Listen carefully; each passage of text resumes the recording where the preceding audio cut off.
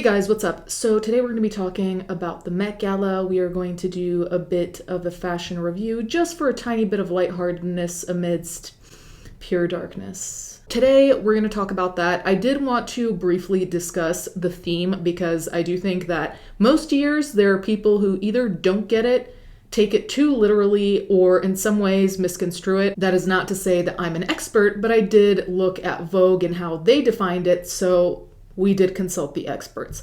Also, quick thing to get out of the way, I'm clearly not dressed on theme. I would be if I could, but I do not have those types of items in my wardrobe, and celebrities who are millionaires with stylists also showed up on the red carpet, not on theme, so I think we'll be fine. Anyway, my shady comments aside, let's talk. I'll link this down below because it is a relatively long article. I'm going to read the main key points, and this video isn't going to really just be me being like, that's on theme, that's not on theme, because I think that's boring. Let's talk about the clothes beyond that, like if something's fugly, that's a discussion. Black dandyism explained from its 18th century roots to modern day expressions. What is dandyism? Dandyism is often described as a style, but it's more than just aesthetics. The original dandy, most famously embodied by figures like Beau Brummel in 18th century Britain, was a man whose primary purpose was to stand out by being impeccably groomed and dressed.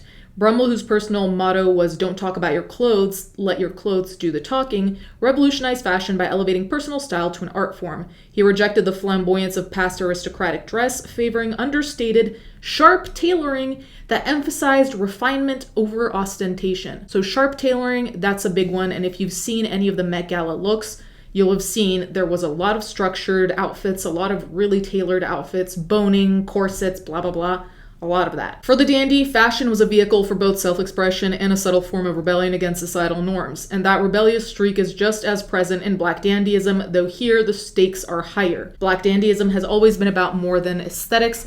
It has been about identity, power, and resistance. In a world where Black people have been marginalized, the dandy became a figure who defied the rigid categories of race and class that sought to confine them. So here we have political, societal implications beyond, just Met Gala theme is where shit that's structured, okay? One last thing about dandyism. The history of Black dandyism. The roots of Black dandyism lie in the intricate weaving of Black culture with European-style fashion, beginning in the post-emancipation period, but coming into full force during the Harlem Renaissance.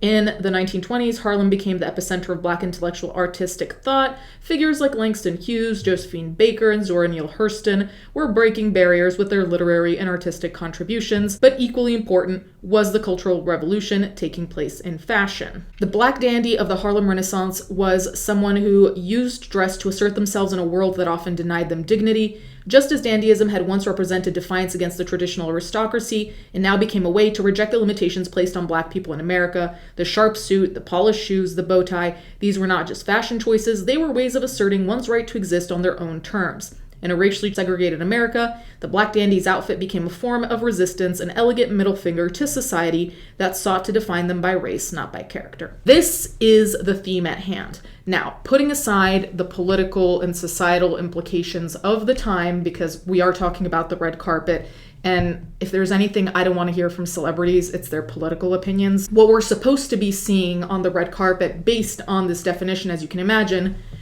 polished, tailored and structured kind of go together for me. Suits, all of that. So I found an article that has every look from the Met Gala.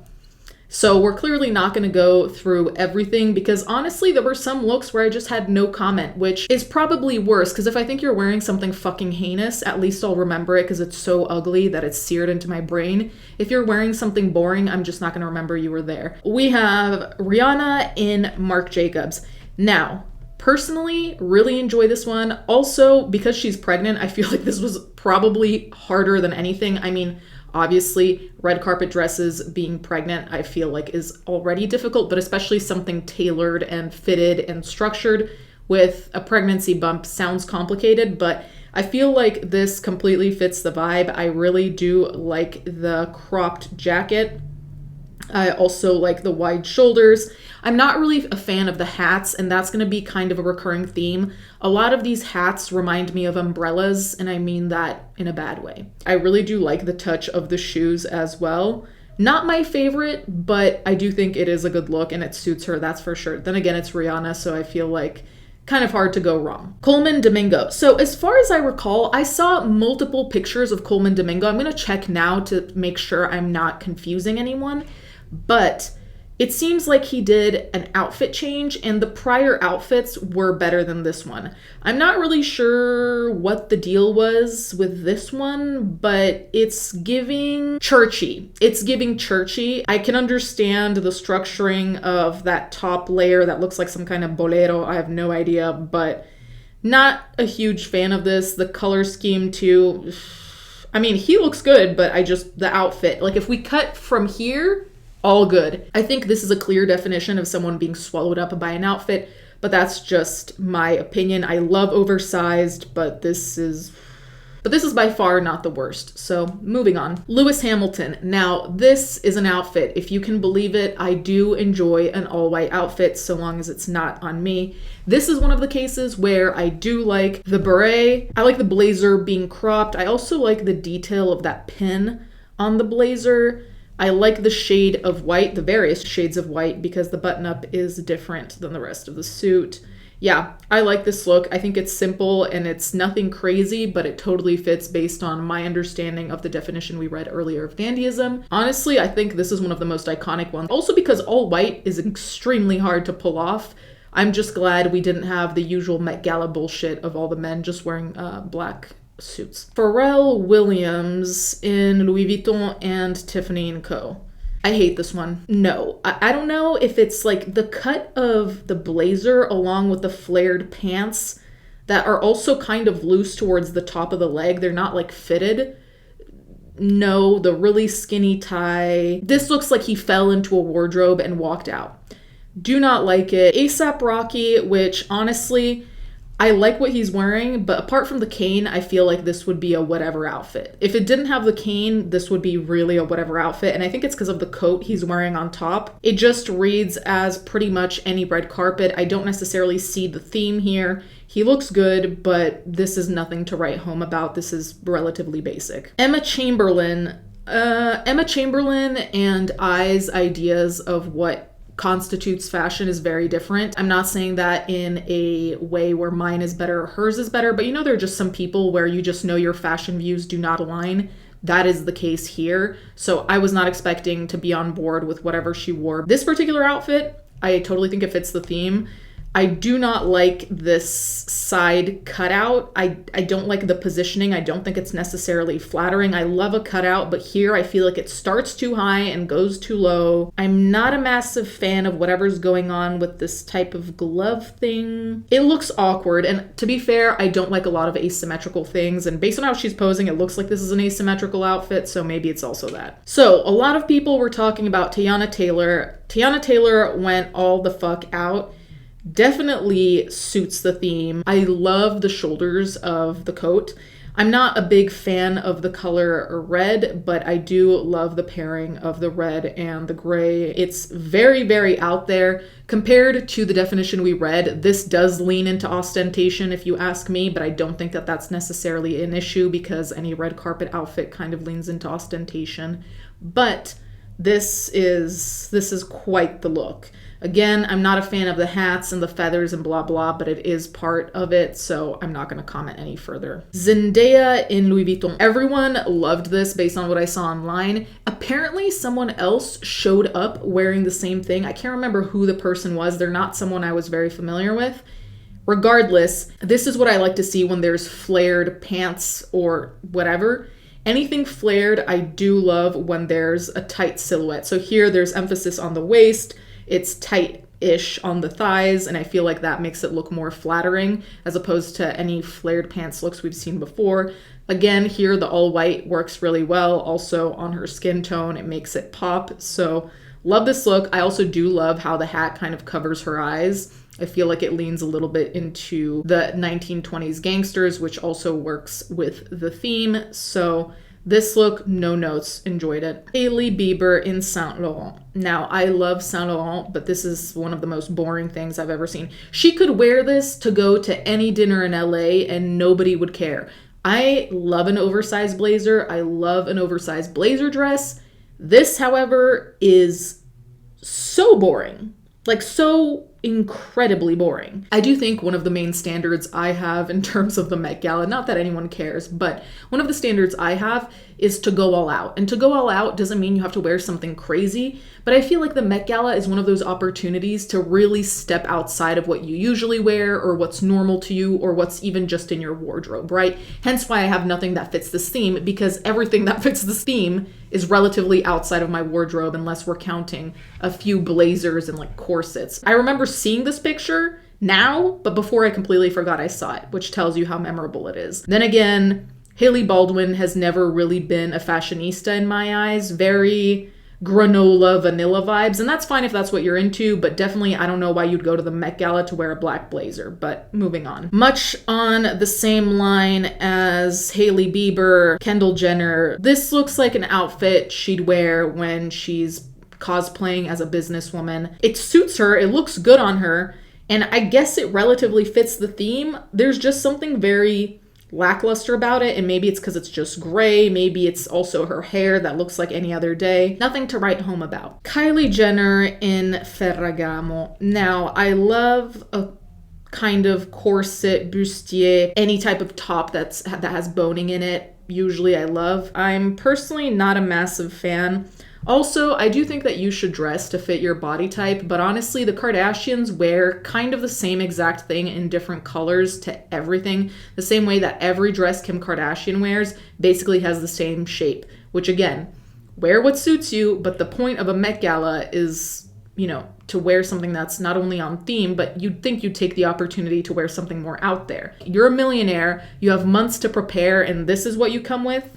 I also do think as a general rule, Ferragamo to me has, for the most part, hit as a very older person brand. Not in a shady way, but in a way where I do think it's geared more towards 40-year-olds. And that's not a bad thing, but it's like, in this particular case, I feel like she could have taken a bigger risk. Being young, having all the time and money to actually invest in something fun. This looks like something she could wear to literally any other red carpet. There is nothing that screams Met Gala here. So here we go. Kim Kardashian. Wow, the shock. She's wearing a dress that looks like it has basically a corset or bustier top.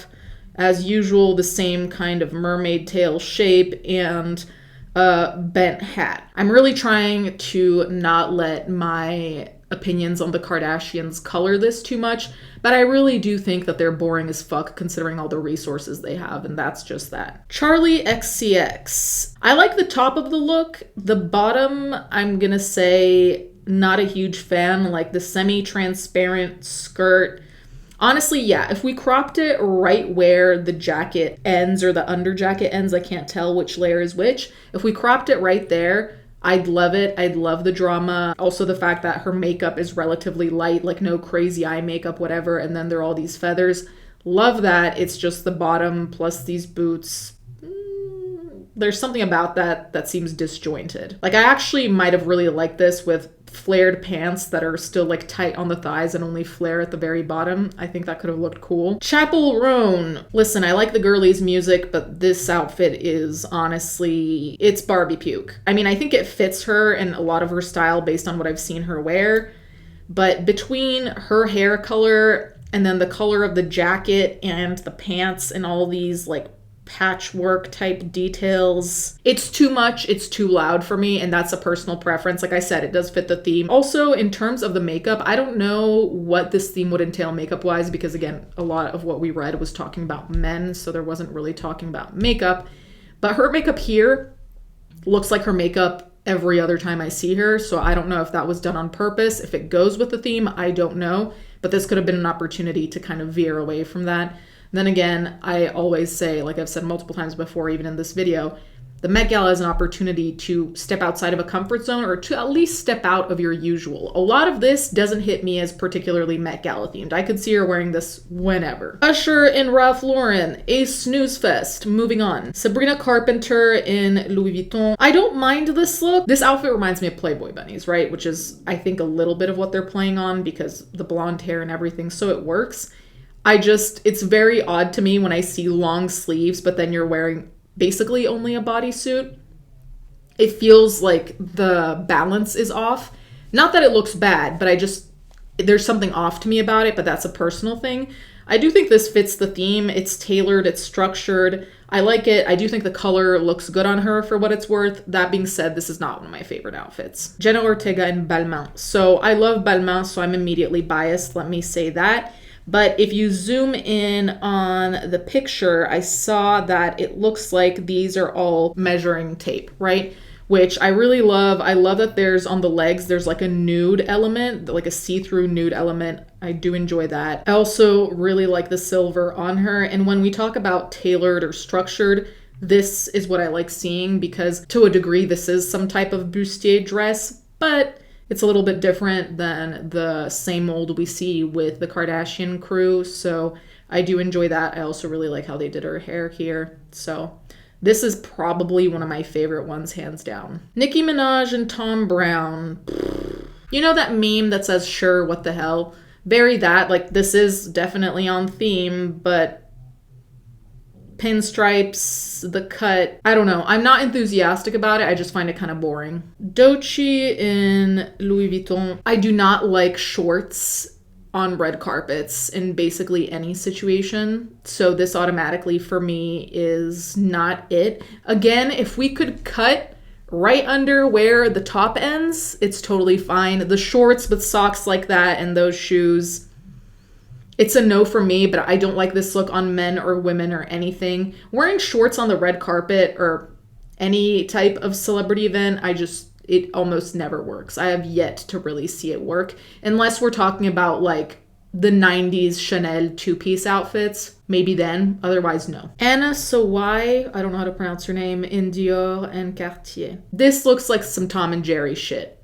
I don't know what it is, but something about the fit looks very Tom and Jerry, and I'll get the exact clip of Tom because I know which one I'm talking about and it exists. I'll put it here. Doja Cat and Marc Jacobs. Now, I really do not like this outfit at all.